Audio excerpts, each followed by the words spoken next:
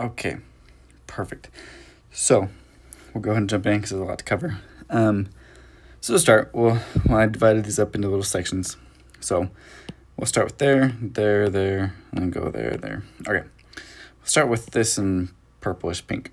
So to describe the action potentials. So we'll start up here.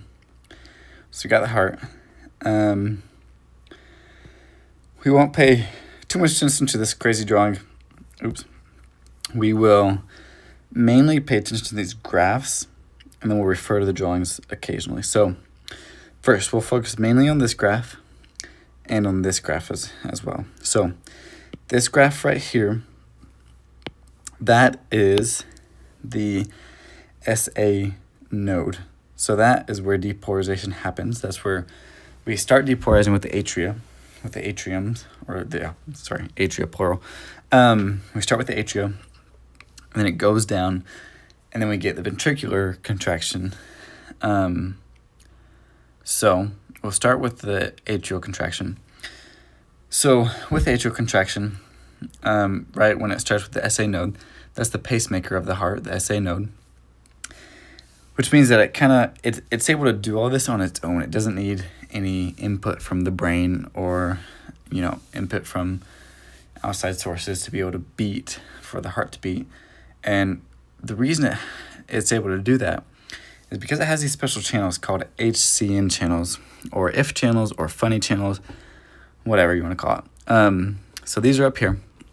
So basically, this channel is when the cell, or when the cell is below a certain point, and in this case the resting membrane potential is 60. When it's below that, those HCN channels are open, which is kind of backwards from what we've learned. Usually channels open, when we depolarize.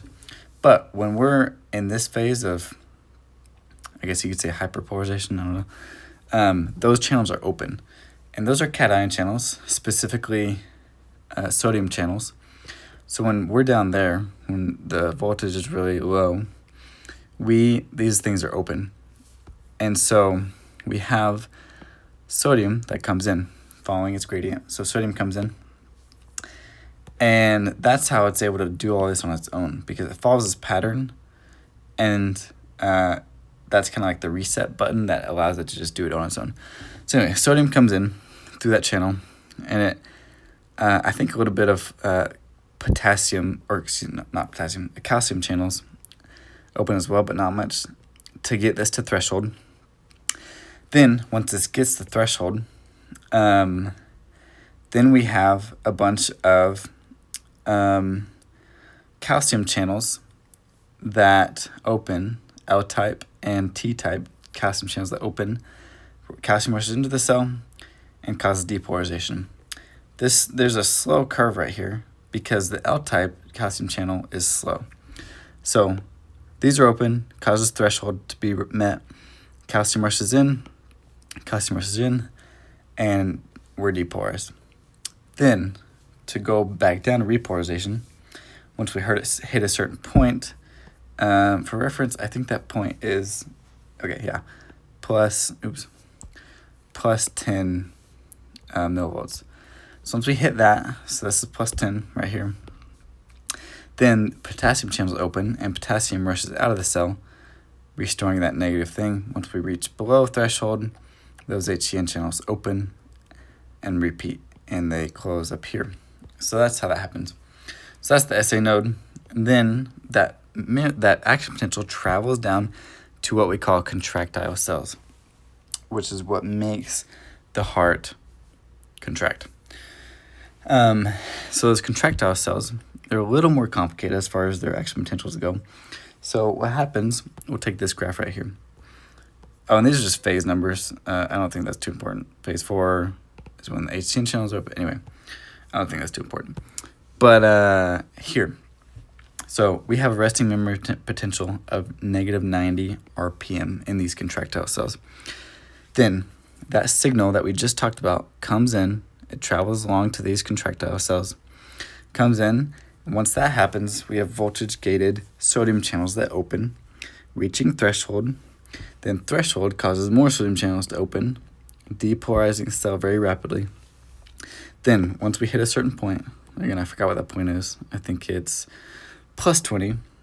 So once we hit plus 20 millivolts, calcium channels open and chloride channels open, which causes a super fast depolarization for a second. So why that is, potassium channels open, potassium rushes out of the cell, and then chloride channels open as well, and chloride naturally wants to come into the cell. So if we're losing positive charge and gaining negative charge, that's just like a double whammy, and so it's just going to depolarize super fast.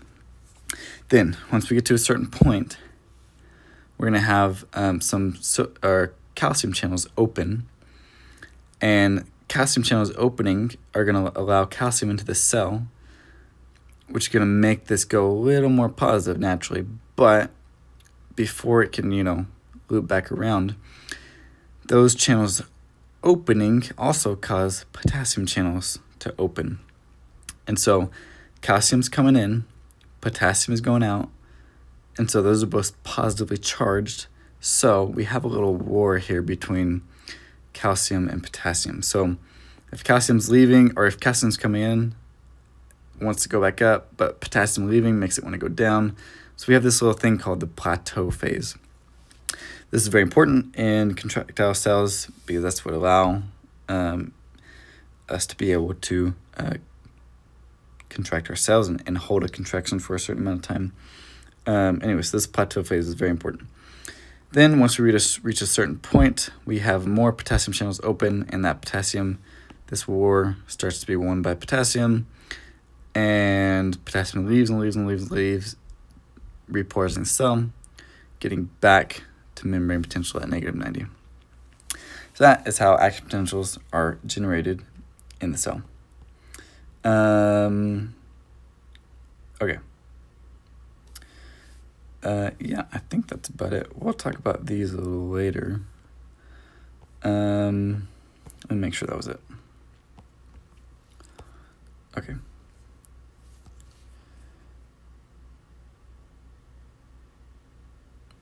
Okay, I think we got that. Okay, so we'll go here. Mechanisms for the inotropic, lusotropic, and chronotropic actions of norepinephrine and acetylcholine on the heart. Okay, so for this we'll go down here. These are complicated. I don't even understand all these.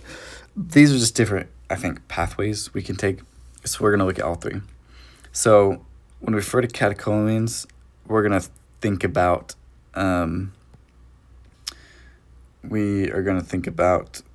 norepinephrine, and then here we got acetylcholine. So what happens? Acetylcholine will come and bind to beta-1 receptors. This causes a chain reaction. It activates certain things, adenylocyclase, which creates a cyclic AMP, which activates a protein kinase A, and that can go and do a bunch of things. And all the different things that can phosphorylate lead to different things. But all the end effects are kind of pretty similar. It's like here we see, so inotropic means, or inotropy, however you say that, is talking about the force of contraction. So when we're talking about this, we increase the inotropic effect in these cases, which is going to increase the strength of the contraction. So all these things, so acetylcholine binds to this and ends up increasing the strength of the contraction in certain cases. What it can also do is have a lusotropic effect, and that means that the speed of relaxation is increased. And which also means that if the speed of relaxation is increased, then that naturally means that the duration is going to not be as long because it's relaxing quicker. So it's not going to last as long. So that's called a lusotropic effect when the speed of reaction goes up, or down. But in this case, it's going to go up. So acetylcholine causes increase in the force and an increase in the speed of relaxation, which decreases the duration of contraction. Same here is increase in the strength. Now, catecholamines or norepinephrine or other things that are catecholamines, when they bind to beta-1 receptors, they will end up increasing the heart rate. And that is chronotropic. So chronotropic is talking about the speed or the heart rate. So inotropic is the force, lusotropic is the speed of relaxation, and chronotropic is the speed of contraction, aka heart rate. So when a norepinephrine binds to beta-1 receptors, we get this whole thing again, leads to different pathways, but all of them end up increasing heart rate. However, when those same catecholamines bind to muscarinic receptors, they go through different pathways, but they all lead to a decrease in heart rate. So muscarinic receptors decrease heart rate this is acetylcholine, my bad, not catecholamines. Catecholamines bind to beta-1 to decrease or to increase heart rate. Acetylcholine binds to muscarinic to decrease heart rate.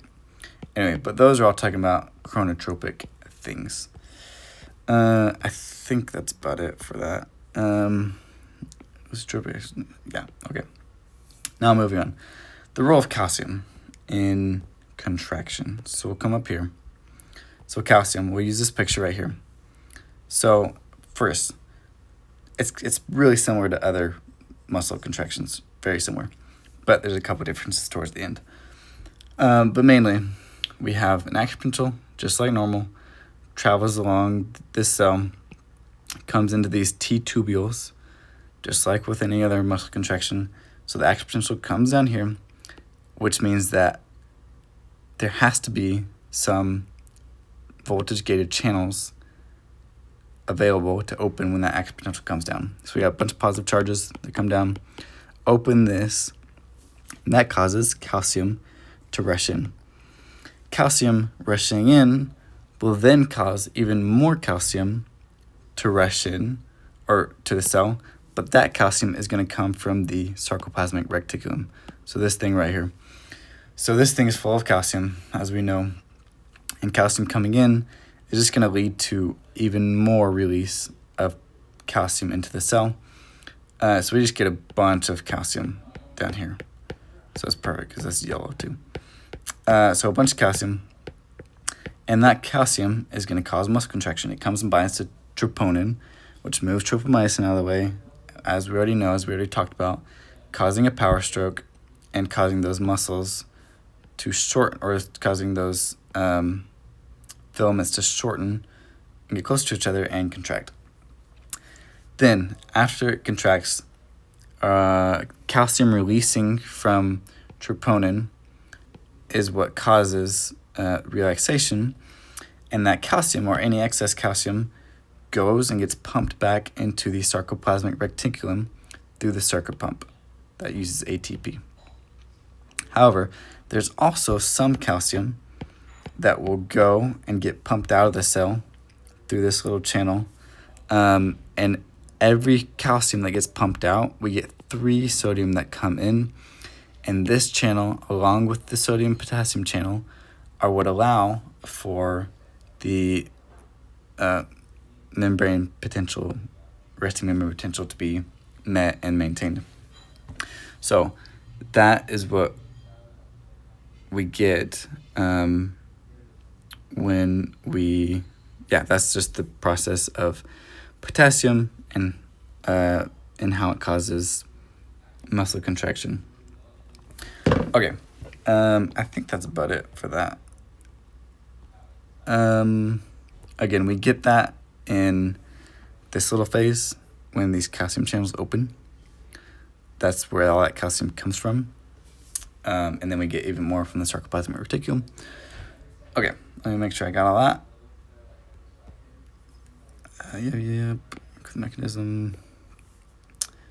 Yes. Okay. Then next, ECGs. My personal favorite. Okay. Right here.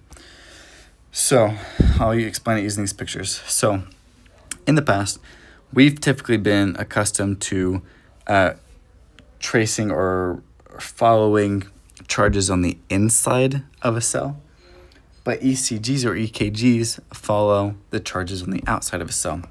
It's like here.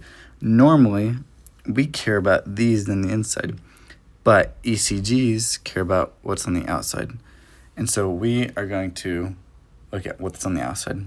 So this is talking about depolarization of the cells. Anyway, what we already talked about. So we start with the atria. These contract first, and then the ventricles contract. So we're going to go through that and how they contract and how they repolarize.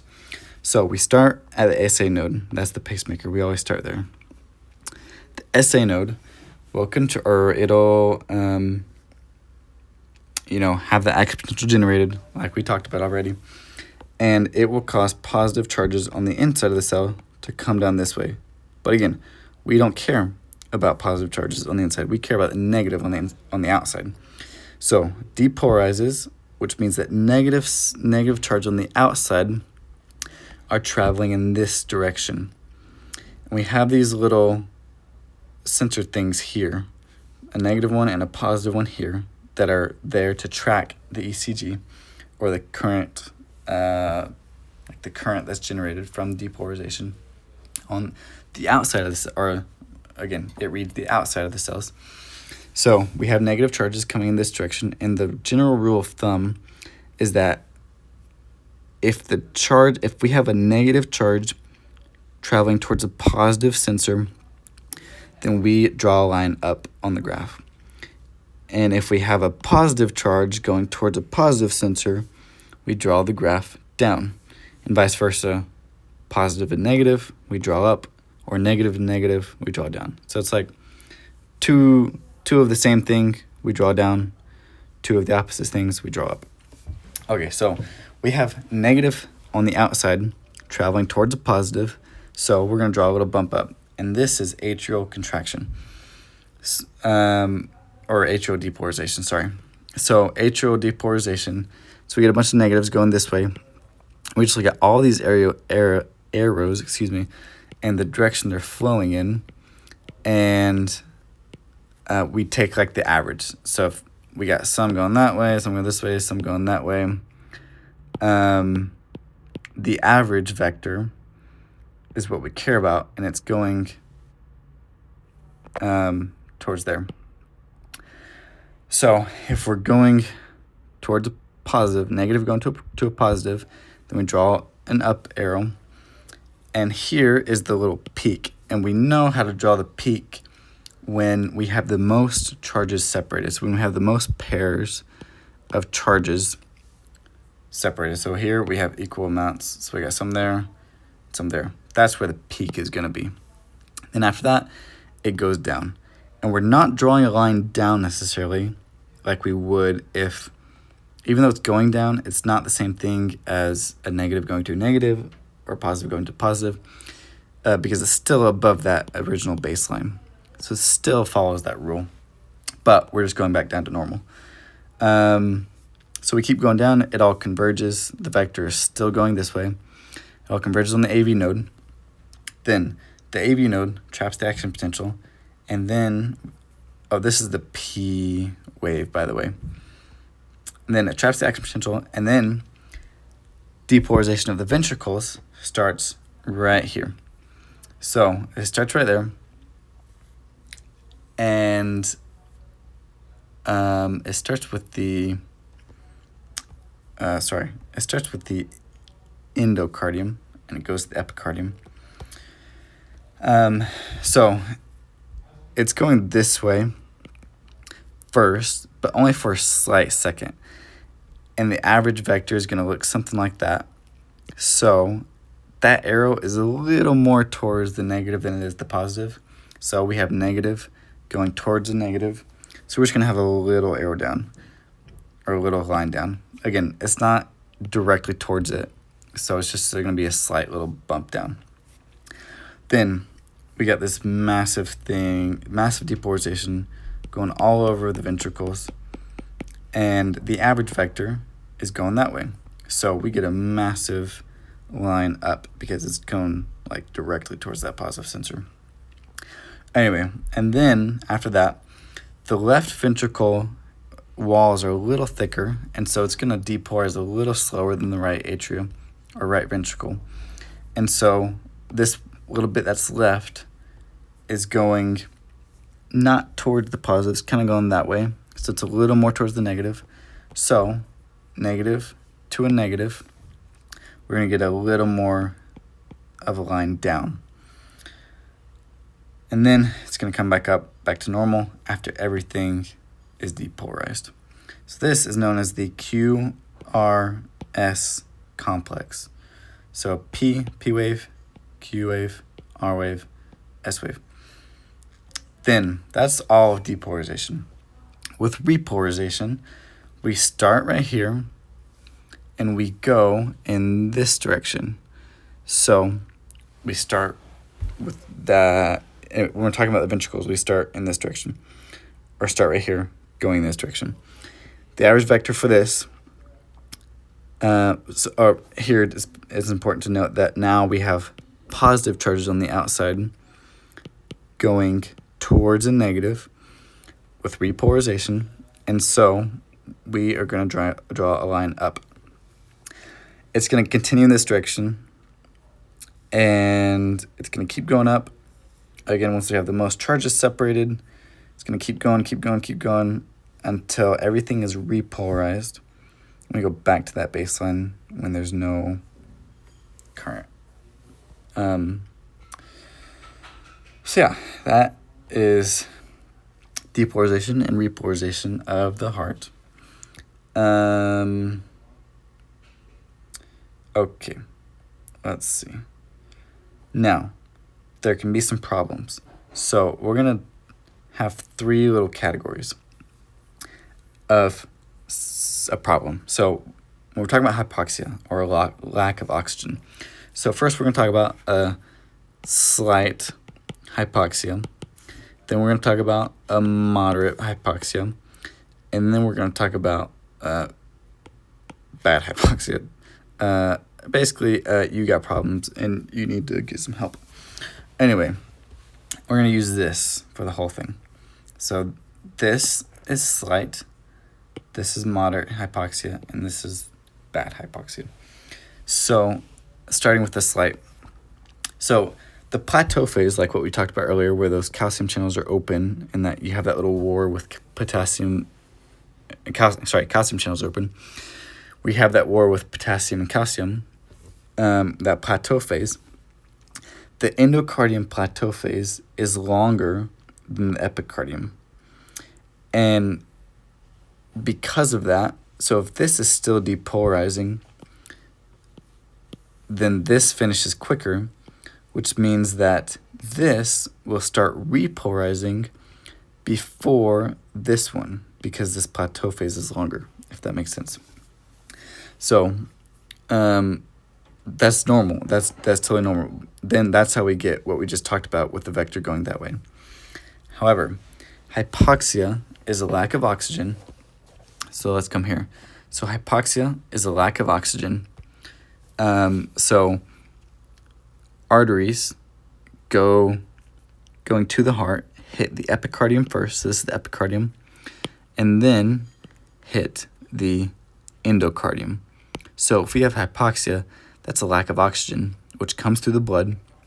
So epicardium is going to hog all the oxygen first, and when it gets to the endocardium, it's not going to have as much.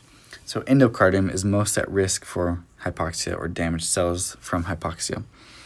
So when that happens, when endocardium is affected by hypoxia, a lack of oxygen is going to decrease ATP, and we have these little channels that are closed, that always stay closed. In a normal heart, they're always closed by ATP. However, with a lack of ATP from a lack of oxygen, those channels are going to open, which allow calcium to flow out of the cell, leaving this thing more negative which leads to repolarization. Again, when we get negatives on the inside, that's repolarization.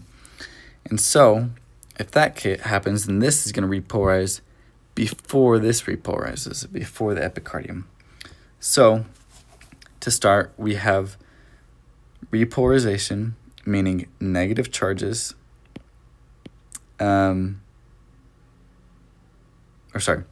positive charges on the inside, my bad. Oh no, sorry. We're looking at the outside.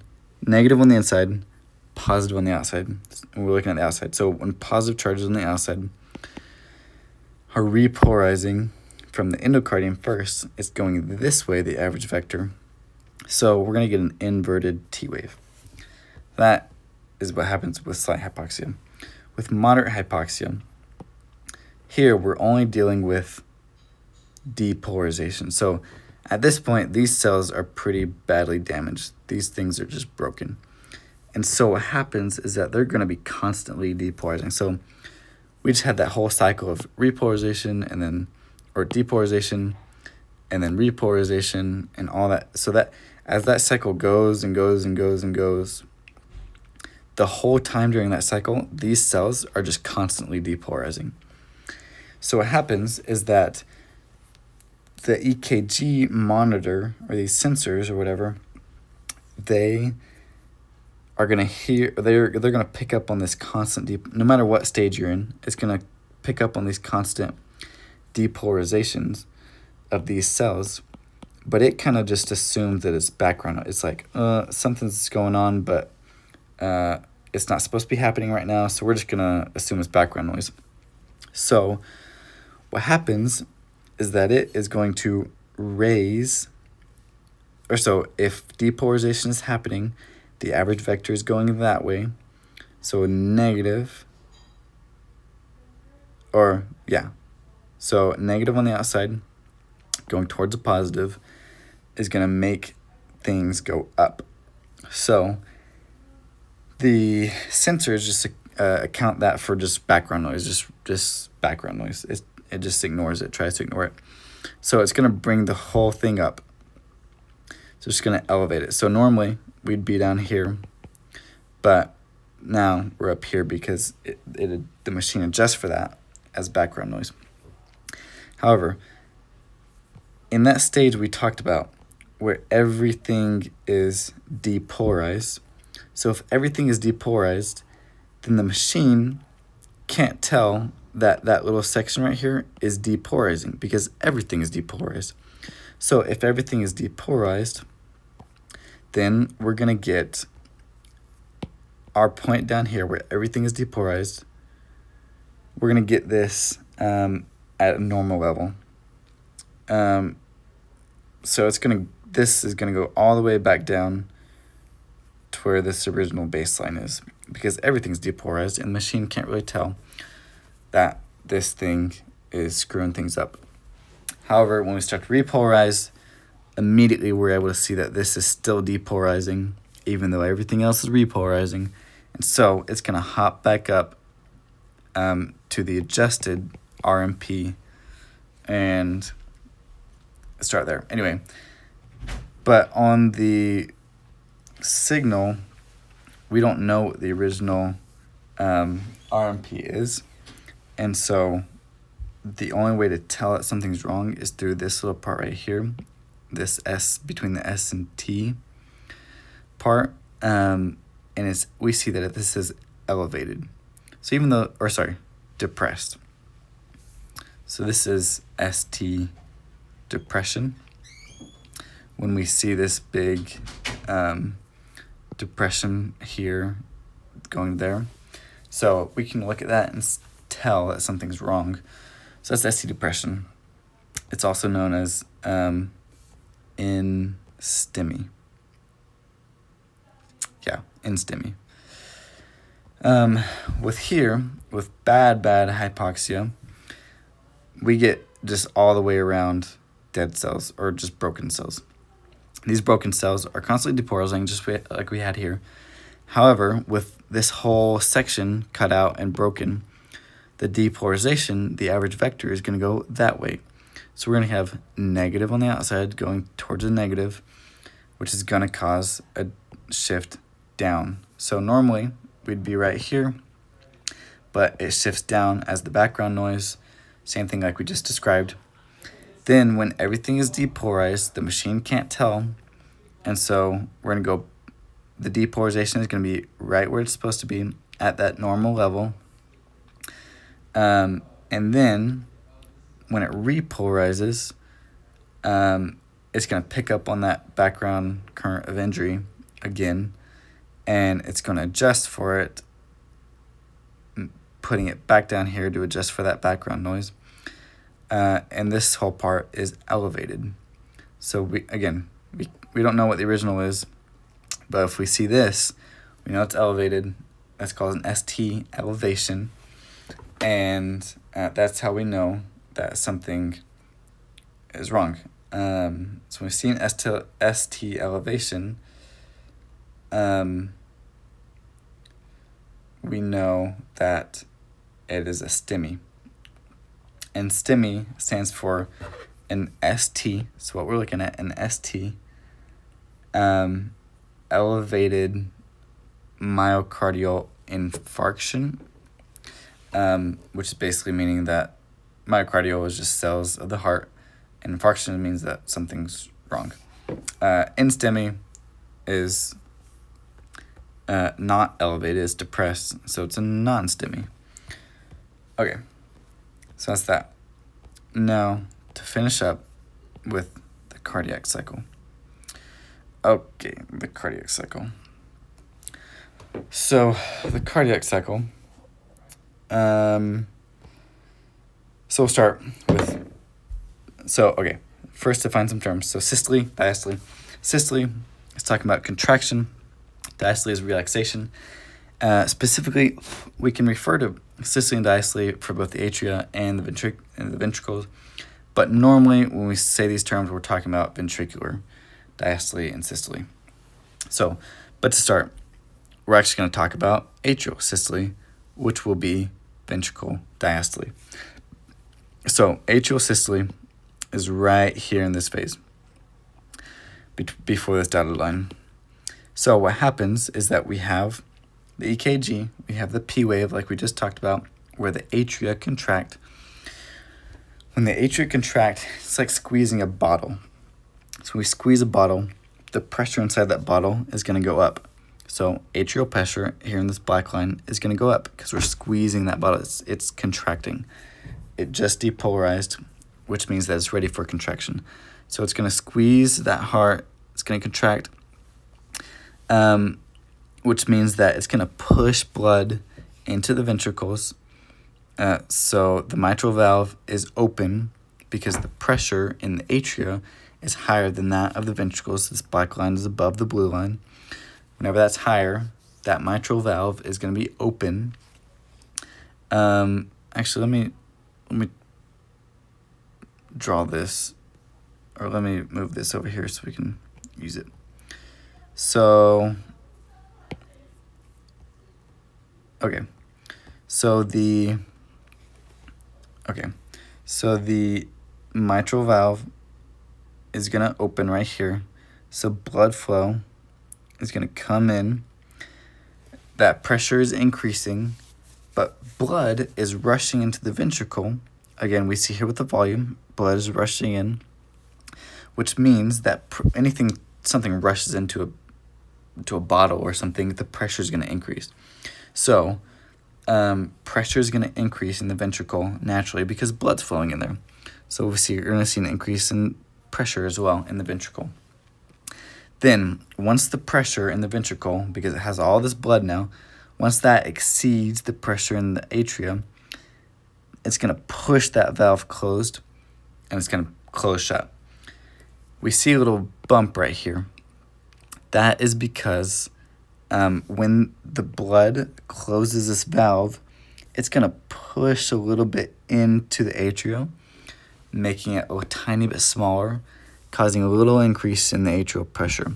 That's because the blood is pushing against that valve and back in. None's going back into the atria, but the valve itself is pushing itself into the atria. That's where this little bump comes in. Then, once the mitral valve is closed, that means, and this other valve, that's also closed, we're going to have a closed system. So this ventricle, totally closed off. But we have that action potential here we see in the EKG. The action potential starts, which means that it's ready for contraction. So contraction starts in the ventricle, and it's in a closed system though. So it's like the pressure is going to increase, but blood can't go anywhere yet. So we're going to see a massive increase in pressure because it's contracting, but nothing's coming out because the valves are closed. So we see no change in volume. This is called isovolumetric ventricular contraction. Once the pressure exceeds a certain amount, and that's 80 millimeters of mercury, once it exceeds what's in the aorta already has a bunch of blood in it.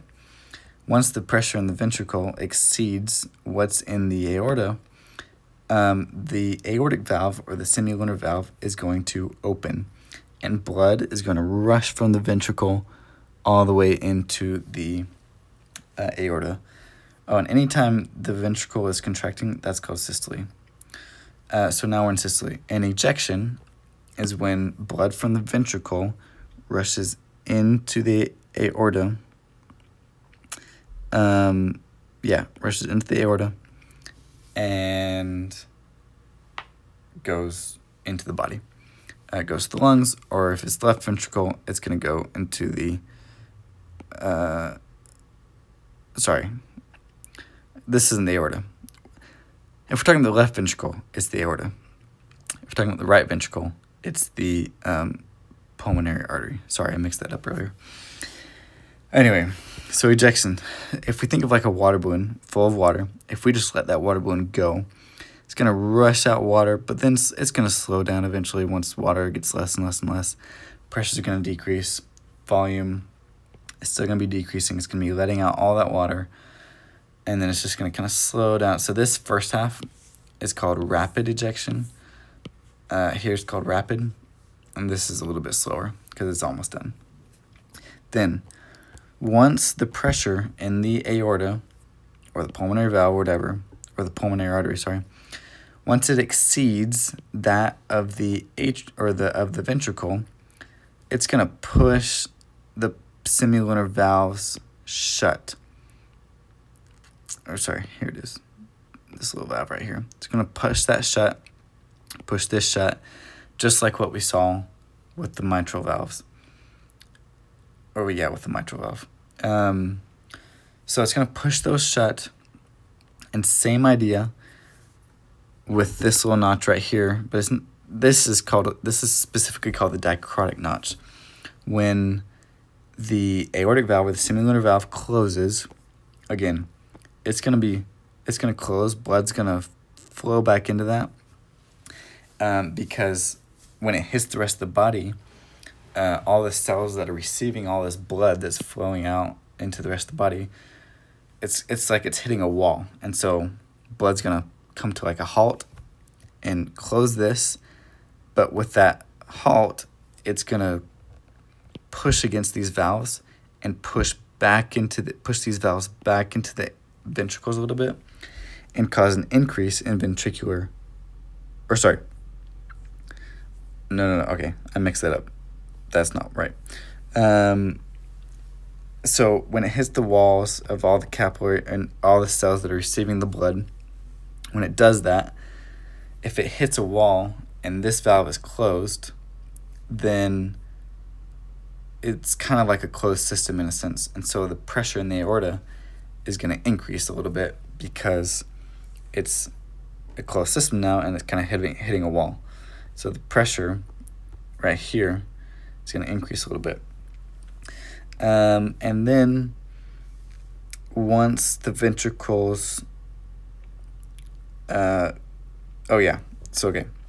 here, once the aortic valve closes, once this closes, this is also closed. So again, we have a closed system, but everything has already repolarized. Again, this is a repolarization phase.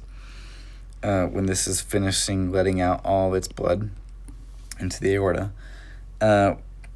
So once this is a closed system again, it's the same thing like what we saw with isovolumetric contraction. This time it's isovolumetric relaxation. So volume, it's a closed system, so volume is staying the same. However, pressure is decreasing rapidly because it's a closed system, but it's relaxing, and so pressure is going to decrease. After pressure decreases to a certain level and exceeds or gets below that of the atrial pressure, then we're going to have the mitral valve open. So this valve leading to the atria, to the ventricle, that's going to open again once this pressure is lower than that pressure in the atria. So it's going to open, which causes just a kind of a passive flow of blood into the ventricle. This isn't the pump that we just talked about at the beginning. This is not atrial contraction. This is just simply passive flowing of blood because of pressure differences. It's not a contraction though. And that passive flowing is what we call a rapid inflow of blood into the ventricles. And that's going to account for about 80 or so % of the blood that goes into the ventricles. And then this little contraction at the beginning is going to account for about only 20% of the blood that goes into the ventricles. And then we just have a kind of another relaxed phase, diastasis, all part of diastole. And then it's going to restart again with atrial systole. Something about the sounds. So when this mitral valve closes, that's what we call the lub sound. And when when the aortic valve closes, that's what we call the dub sound. So this lub dub sound, when you take a heartbeat or when you listen to a heartbeat, that's what you hear. And those are these sounds. It just heart sounds as you know, so I don't think I need to go too much into problems with heart sounds, like if you have a heart murmur. I didn't say anything about that in the question prompt, but I'll just briefly cover it just in case. So if we hear a whooshing, depending on where that whoosh is and how long of a delay between the lub and dub, or the dub and the lub, gives us a clue as to what problems exist. So if we hear a lub and then a whoosh sound and then a dub, then we know it's a mitral valve problem. If we hear a lub and then a little pause and then a whoosh dub, we know it's an aortic stenosis, which means that something is blocking the aorta, causing a little bit of stiffening kind of. No, that's not stiffening. That just means something blocking it, causing that whooshing sound. Lub, pause, and then a dub whoosh means that it's a simular valve problem. And that all makes sense because where that whoosh is obviously happens directly near where that sound that is by happens. So lub whoosh, lub happens here, and the whoosh happens right after it. So we know something's got to be wrong. I'm talking about here. Something's got to be wrong with the mitral valve. Anyway, so I don't think I need to go too far into that, but that is about, I think I got it all.